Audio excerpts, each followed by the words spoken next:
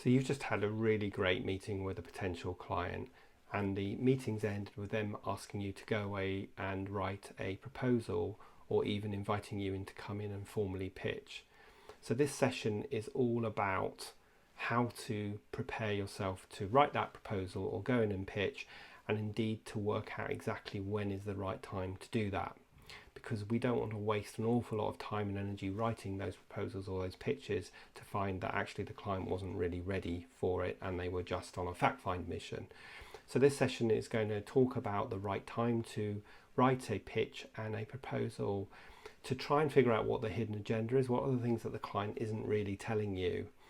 And finally, I'm going to take you on a step-by-step guide on the best format for writing proposals and pitches that really engage with what the client is looking for, their need and their challenge, and how you can particularly answer that need and the challenge in the most unique and compelling way.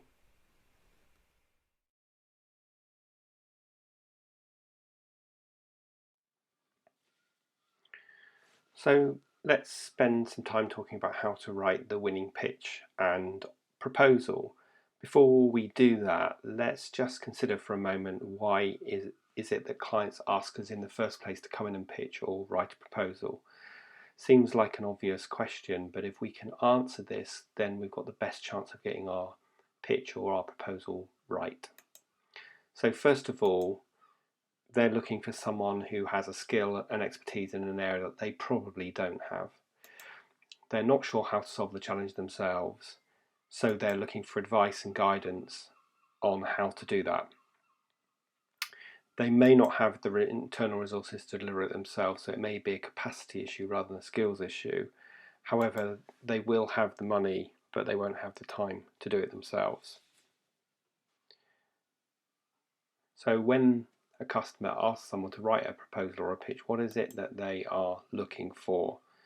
So they are looking for a supplier who understands their requirements, obviously. They're looking for someone who empathizes with them and speaks their language. So that probably means that they've got a similar culture and a set of beliefs and values. Obviously, they're looking for a company that has the technical skills and the experience to solve their challenge. They're looking for a company who offers the best, most creative solution. And lastly, and in small print deliberately, they're looking for a company who is the most competitive on pricing. So really what I'm trying to say here is, don't use pricing as your differentiator. It should be the things above here that we've mentioned that make you look different, and help you win the client, not because you're the cheapest. So that's what the customer's looking for. However, when we are writing a pitch and proposal, what does the supplier typically think? Well, they first of all think they're going to get, the company's going to select them if they're the cheapest. They probably also think that they'll select a company who offers the best level of service, which typically means over-servicing. And they may well be looking for a supplier who will deliver quicker than anybody else.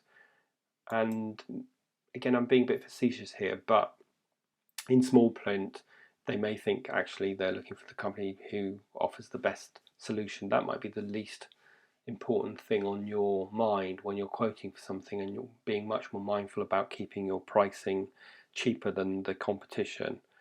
So let's hang on to this thinking as we move through this particular session. So obviously writing a proposal or going into a pitch is going to take an awful lot of work. So we need to decide whether you pitch or not. And this needs to be partly based on the fit, that you feel you can really solve this client's problem.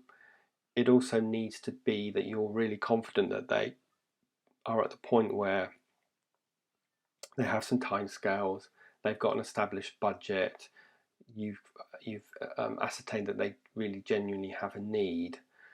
And there should be a set of 3 or 4 questions that you always need to get answered before you decide whether you're going to do this or not. So really think about what information do you need to get from the prospect to see that it's a good fit and that they are ready to buy, and they're not just either checking out their incumbent agency to see if there's something better out there, or whether they're just doing a bit of fact finding to see what's available on the marketplace, maybe get some free solutions and plans and then implement it themselves. So you want to make sure that you gather this background information. So let's move on to giving you some tips for going into a formal pitch. So if they've given you a brief or a request for pitch or a request for tender, then make sure that you have read this brief really carefully and ask some questions. Remember what I said earlier, there should be a set of questions that you have to have answered before you're willing to start investing any of your time in pitching or proposal writing. And if you can't answer these questions, then you're going to be making some assumptions, and of course those assumptions could be entirely wrong, and therefore you lose the customer before you've even started. Now, when you're writing the pitch, you don't have to religiously follow the company's list of questions. So sit back, consider their products or services, think about the market that they're in, think about the challenge that they're trying to solve, and come up with some additional suggestions or alternative suggestions even. One really important thing is to try and figure out what the hidden agenda is. So what's the politics in the company? What is it they're not telling you? As I said, this could be because they are actually looking to kick their existing agency up the backside, and so they are using this as a method for doing that.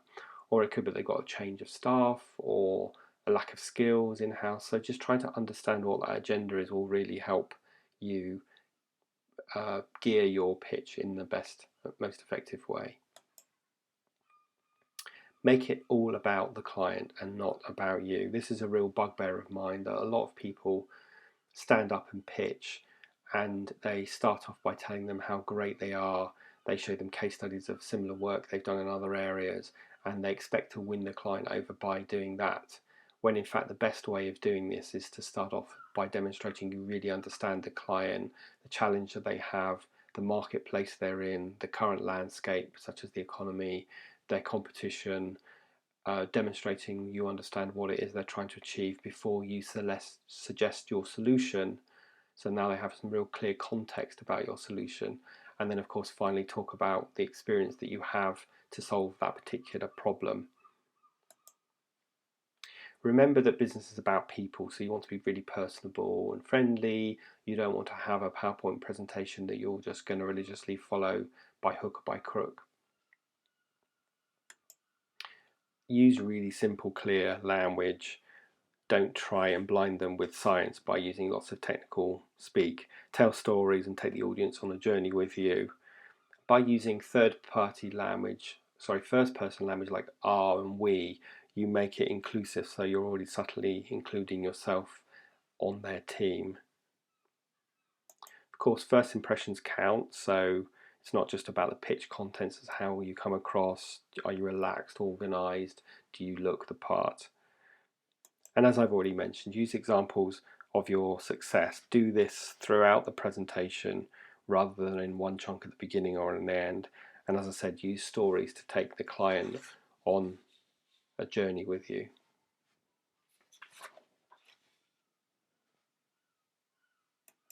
So a few more points. So talk up your unique selling point. What makes you different to the next competitor? Why should they particularly pick you? Try and anticipate any particular questions that you're going to be asked and prepare in advance. So it's worth role playing, having someone else be on the client end and think about the questions that you might be asked.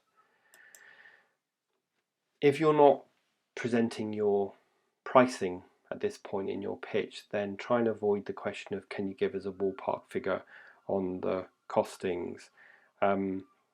So you could go back to them and say, well, actually what we'll do is we'll come back after this meeting, we've got a few more questions answered, we'll come back and give you our pricing in writing. It's like anything really. Don't be, if they ask you a question that you can't answer, don't be afraid of saying we don't know that, we'll come back to you, rather than trying to blindly bluff your way through it and potentially digging a bigger hole for yourself. From a pitch perspective, you cannot practice enough, so practice and practice some more. And finally, make sure that you get a long way away from the client's offices or wherever the pitch is taking place before you start debriefing and discussing it. I've heard stories of people who lose pitches because someone blabbed in the lift, said something inappropriate about the client, and of course someone from the client overheard that conversation and they lost the business. So let's move on to talk about an example of a pitch structure. So start out by showing that you understand the brief. So this is giving, almost relaying what you've been asked to do. Then, as I said earlier, outline the current situation that the client finds themselves in, the economic landscape, something about the competition, the challenges that lie ahead in the future for the client. Once you've done that, you can then overview the client's challenge against that landscape. And then finally, you can outline your proposed solution. And if you do have to make any assumptions, make sure you state them. Then you can demonstrate your credibility and expertise in this area, open it up for questions and answers, and then finally discuss the next steps. Now, in a pitch meeting, I would always try to ascertain exactly deadlines and dates for following things up, for getting feedback, for moving things forward. Otherwise, there's a danger that you invest a lot of time in the pitching process and then you leave that pitch and try to chase the client up, but you just can never get hold of them. And I've heard lots of stories of people that have done this in the past.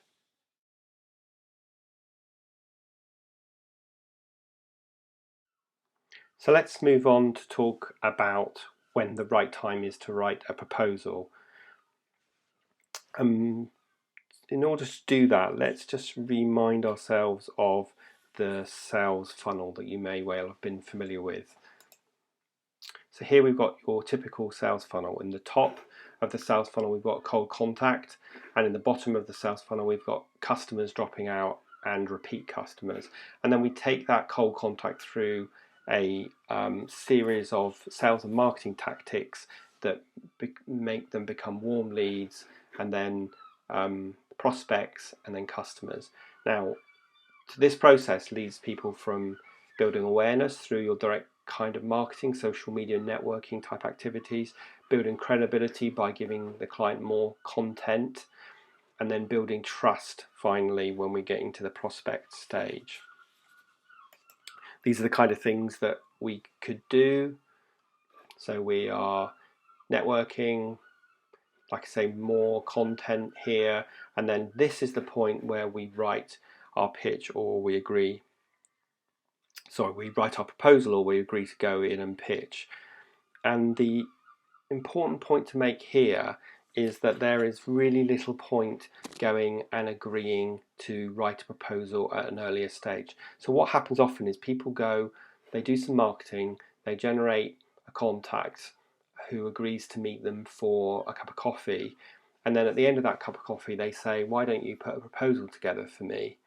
And the problem is that they're still at this stage, or here, they haven't actually been qualified enough yet to say that it's worth writing a proposal. So as I said in the previous lesson, there's a set of questions that we always want to have answered.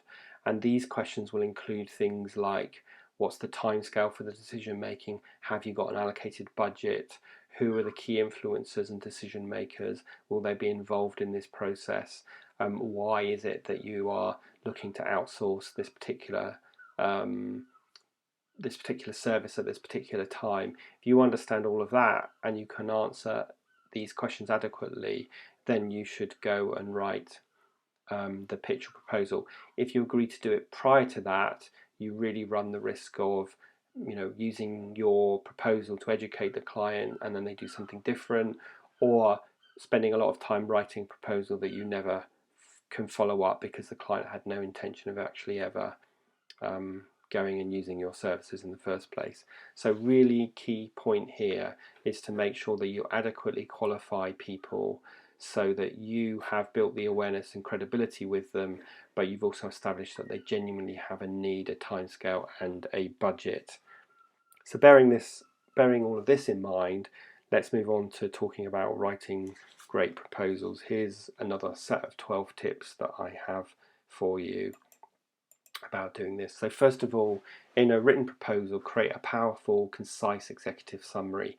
Be mindful that a lot of decision makers are very senior and very busy and don't have a lot of time to read very 20-page proposals. So they want to find out the information in a nutshell at the beginning. And so if you can do that, then you're going to win them over to want them to motivate them to read on throughout your proposal. Keep reminding yourself who the audience is. This isn't about you, this is about them. So it's a bit like an exam question where you keep needing to reread the exam question and not go off at a tangent. Quantify the results that you're going to deliver, not just the proposal, the process that you will be taking them through. This is an important one. Give some of your great ideas away, but don't give everything away. So you want to show them that you really understand what they're doing and what their challenge is and how you can solve it and your creativity to solve that. But if you give it all away, then you're in danger of them not needing you or deciding to try and implement it themselves. So size matters, but in the opposite way here. Keep your proposal as short as possible whilst meeting the client's request. Think about quality, not quantity. Focus on the client, as I've already said. Many proposals begin with a long discussion about you, describing your qualifications, your history, and so on. But what you really need to do is focus on the client's needs first, then describe your firm's capabilities later on. Remember that clients primarily only care about how you'll address their issues, so show them how you'll do that first. Answer the questions. Again, this is like an exam point really, but it does make me laugh when we find ourselves saying things like this just seems like another stock proposal, or where they've just cut and paste, or this seems fine but they actually didn't answer any of our questions. So what's the point of spending valuable time writing a proposal if you've answered a question that the client didn't ask and you didn't answer the questions that they did ask? So the best way you can show your client is a good listener is by answering their questions. So number 7 is provide relevant examples. So you can show them that you're an expert in their sector and solving their problem by using examples of work that you've done in the past, so that they really feel you have a specialism exactly in the area that they work in. So articulate what makes you the best choice, and remember, this isn't about being the cheapest. This is about your USPs and your expertise and your creativity and strategic thinking to solve the challenge that they have. Be accurate and don't overpromise. So many people set themselves up to be unprofitable or have problems further down the line by overpromising in a proposal in order to win the business, and then going, blimey, how are we actually going to deliver this when the client tells them they want to work with you? So don't overpromise, be really realistic. And when you're working out timescales, you should almost do the opposite. If you think something's going to take you a week, then tell them it's going to take 10 days to deliver it. You do want to sweat the detail. You do not want to be delivering something with typos, with inconsistent presentation, or with grammatical errors. So you are representing your brand in your pitch or in your written proposal, so you need to check the details. I recently sat in a proposal for one of my clients where they were hiring a new PR agency, and the first slide the PR agency put up in their pitch had a grammatical error in it, and I switched off from that moment onwards, because obviously PR is all about writing, and if they couldn't get the grammar right in an important pitch like this, then what hope did they have when they were representing the client on an ongoing basis? If you've been given a timescale for your proposal, then finish it early, leaving yourself plenty of time to do point 10, and also time to go away from the proposal, reflect, reread it, and then amend it appropriately. And finally, let your personality shine through. You need to give them a sense of what your brand culture is in your written proposal, and not just be dry and dull. And again, you want to show that you empathize with the client that you're writing for, so have a sense of their culture as well, so that it really connects with them on a cultural level as well as a technical ability level. So let's just look at an example proposal structure. So first of all, we're going to have an executive summary, which is no more than 1 page maximum. And as I mentioned, this is going to be a part of the document that if a senior VP reads only this, they will get a sense of the whole proposal. You may even include pricing in that part. Next, you want to show that your understanding of the brief. So this is almost restating the brief and stating any assumptions that you've made. Next, you want to talk about the current landscape and the situation that the client finds themselves in. So where is their company today? What does the current marketplace look like? What is the competition doing? What are the challenges that are forthcoming? Talking of challenges, that's the next section really. So identify your client's challenges and what's the objective that they're trying to solve, so that you can also connect your solution to these outcomes that they want to achieve. Next, you're going to talk about your proposed solution, include pricing here as well if you haven't already done so in the executive summary. So talk about the points above and how you will solve them. You can then include any relevant experience, including case studies. So you want to demonstrate that you have relevant experience elsewhere doing similar work, and do that with real examples. Next, you might talk about why you. So this is further enforcing your USPs, your years of experience, your experience of solving this specific challenge that they have. And finally, as in our pitch, we want to talk about next steps. So what happens next? Be specific and clear. If you agree with them some follow-up dates, I would even try and get a date in the diary, then it makes it easier for you to proactively follow up as you've already agreed with them. So in summary for this lesson, we've talked about why clients ask for pitches and proposals, and that if we can understand that, then we can really make sure we are empathizing and matching our solution to their challenge. We've talked about what the client is really looking for and how to connect that. We've talked about when to pitch and when not to pitch, and we've looked at the sales funnel to make sure we get to that proposal stage before we agree to write our proposal or to pitch. And then we gave you some tips for writing the pitch with an example structure and some tips for writing proposal with example structure. There is a white paper that you can download connected with this particular lesson, so that will be available at the end of this video.